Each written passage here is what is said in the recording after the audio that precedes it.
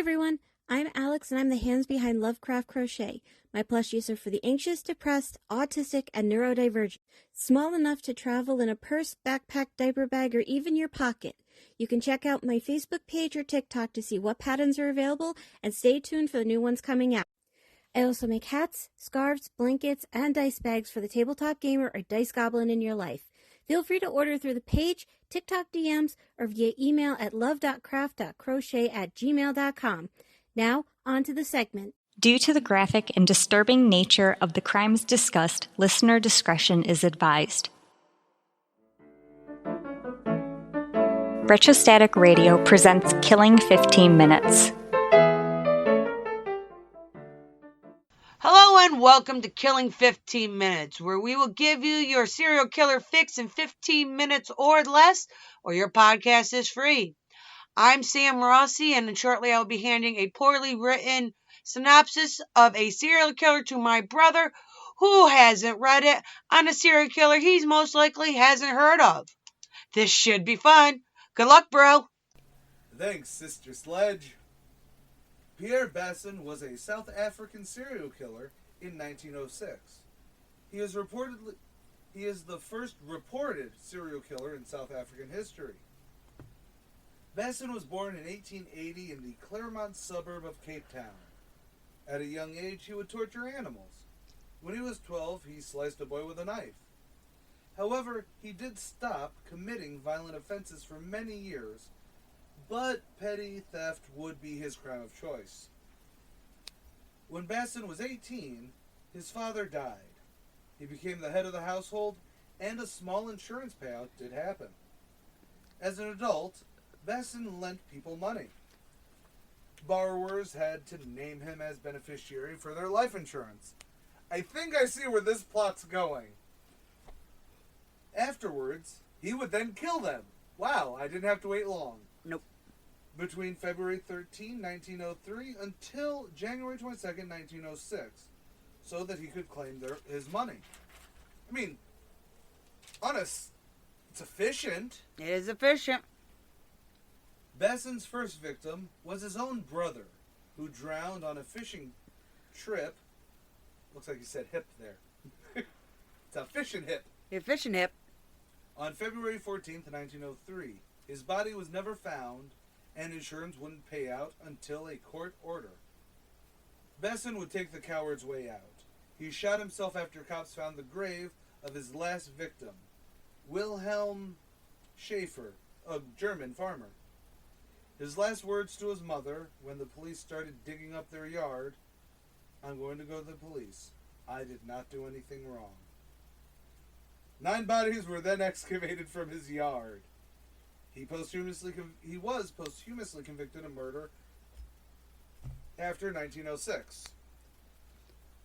I don't know why I love the way you phrased that.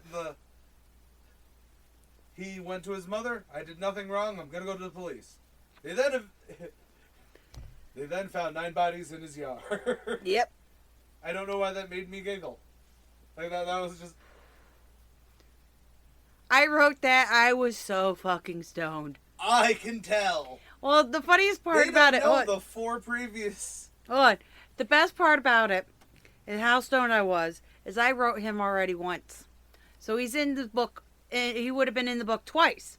So his original story was ripped out because I read it and went, wow, that sucked. And it sounded just like the Wikipedia article. And yet you start this one with, he was a South Africa. Yep. In 1906. Yep. Apparently he was there for longer than 1906, but he was in South Africa until 1906. We've actually covered people who've killed people for insurance money or for their welfare check or stuff like that. Something money-wise. But... while this doesn't have a lot of info, it's pretty cut and dry. I actually like him more than, Lasser? No, Lasser didn't kill people for their insurance No, money. no, It was Britland. Britland, yes, Britland. As well as, No, Thea Ponte did the welfare checks. yeah, but it's the same basic concept. It is. I like him more because he doesn't seem manic. Like, it's not a... granted, like Britland, I would say it was normie behavior, normal killer behavior. Mm-hmm. Except she killed her daughter first. Right. Because she knew too much. She knew too much. And with Dorothea Puente. Puente, okay. It was... They kind of were... The first one OD'd themselves, if I remember right. They could not prove she had killed them because of the OD. True. But, like... I love and hate when we cover serial killers that do that shit. Because it's not... Again, it's sort of like what we were talking about with Lasser, where it was like more pimp who wanted to rape who happened to murder. Right. But this is like... This is a white-collar crime that just happens to have murder in it. True story. Right? Fraud's a white-collar crime. Fraud is white-collar. Whereas blue-collar is like... Blue-collar crime, theft and where you actually are... robbery. It's a working man. It's a working man's, yeah. You gotta work for it. It's not blue-collar, which is... Yeah. But I like this white-collar crime. They give me and y'all can read into whatever mental stigma I have, but they give me the breath of fresh air for the quaintness over, this person was a boring serial, Yeah. like Lasser was just beige and bland and boring. This guy... Now, of course, we could probably bring up apartheid. I think that was still around in the late... Oh, yeah. Because... If I remember rightly, it was pretty much once German colonialization happened, that's when this... And I'm assuming he's a white boy. Yeah, because he had money. Well, that's what I'm thinking is... Although, I don't remember a picture with him. I also don't know a lot about apartheid to be like, oh, well, they were black so they couldn't own money or they couldn't own... that. Yeah, I don't... But I'm assuming he's a white boy. I would believe so. Just because... He had money. Yeah, but he was also into petty theft. Yeah, it's true. But then all of a sudden it turns into a racial thing, like, his race doesn't matter. This is still one of those quaint crimes. Where it is really just like, 9 victims... Maybe it's just because we also just covered Stuart Little there. Or, Samuel Little. Samuel Little. But where it is a matter of... he had 60 bodies, and this guy had 9, which is actually one of our higher level one of our higher body counts. Were 9 people. It is one of our higher body counts particularly in the 1800s. Particularly in the 1800s, particularly that, again, I wouldn't say he was a serial killer in so far, I mean... Yeah. He was a serial killer in the fact that he killed multiple people. And he was even rational about it. It was, Right. Well, I have to kill them to get their insurance.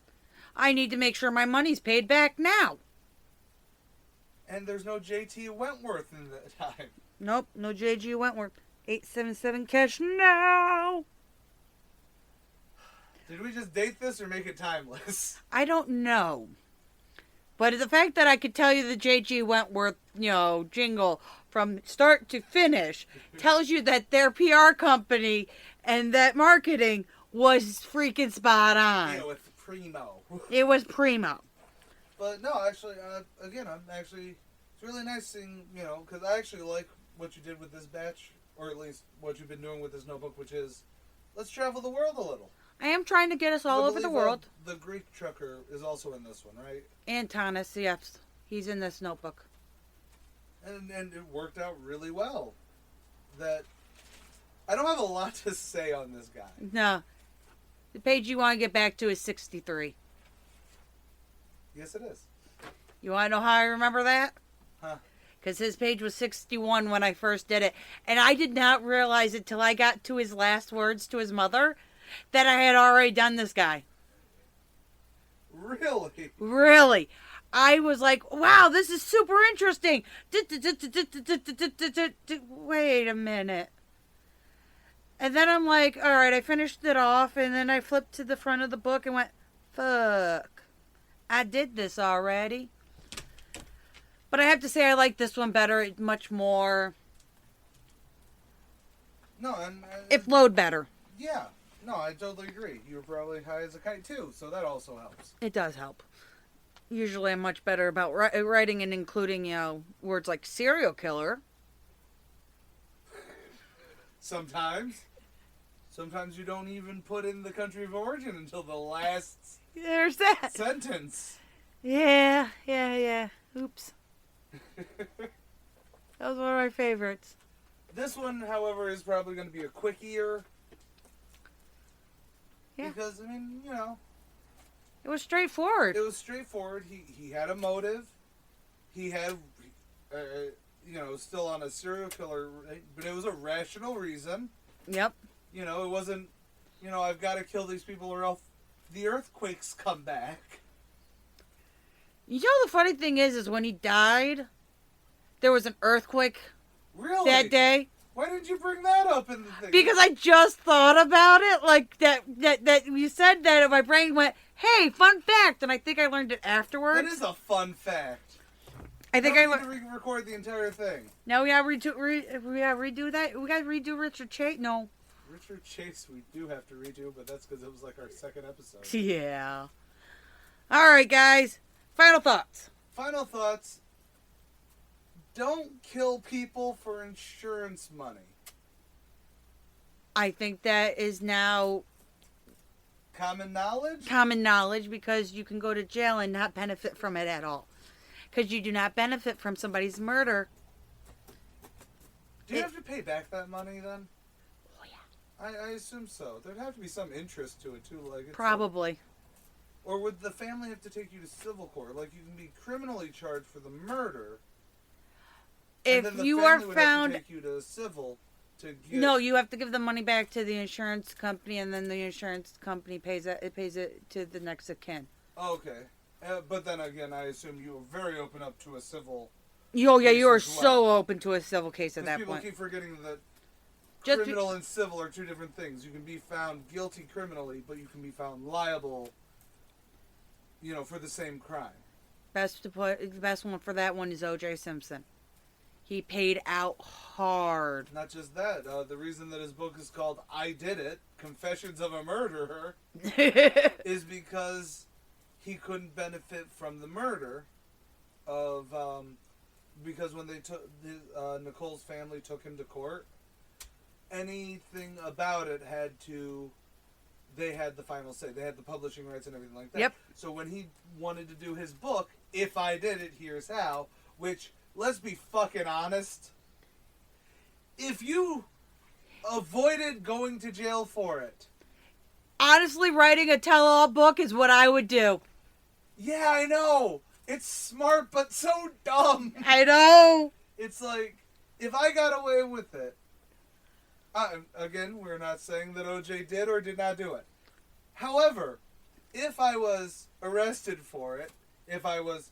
charged for it. I don't know if he was arrested for it. He was arrested for it because he was charged for it. He had to be... Oh, you're arrested, you're charged, you're indicted. Arraigned. Arraigned. Somewhere in there. Well, arraigned is when you get indicted. I know, I was...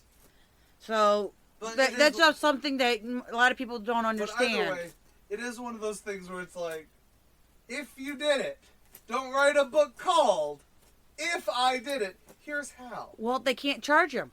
No, that's... He's got double jeopardy. I know, on that. But they can also change what qualifies. Like, hypothetically... they would have to find new evidence to be able to bring forward. Which he could accidentally put forward in his book. Ooh, I didn't think about that. However... What are they going to do? Charge Rob Kardashian with taking away... Yes, they should! Well, they can't. Why not? Rob Kardashian is dead. Is he? Yes. Does Kim K know? Yes. Does the Jenners know? Yes. All right. I don't know where this is going. Long story short, don't commit murder. All right, I agree. I'm Sam Rossi. I'm Adrian Carey. Later, y'all. Killing 15 Minutes is hosted by Arthur Carey, with scripts written and researched by Sam Rossi. If you like this episode or want to stay updated on this series, consider following Killing 15 Minutes on Patreon or Retrostatic Radio on all major social media platforms. Good night and God bless. You're watching Retrostatic Radio. Wheel of Random is turn, turn, turn. Tell us the 15 minutes we shall learn. I'm Sam Rossi, writer and co-host of Randomly 15 Minutes, where the Wheel of Randomness gives me the topic and I write about it. I'm Megan Klodnicki, and I'm the host of Randomly 15 Minutes. I cold read what Sam writes and learn in real time about a random topic. You can find us on all major podcast platforms and YouTube. Follow us on Facebook at Randomly 15 Minutes to get more random facts.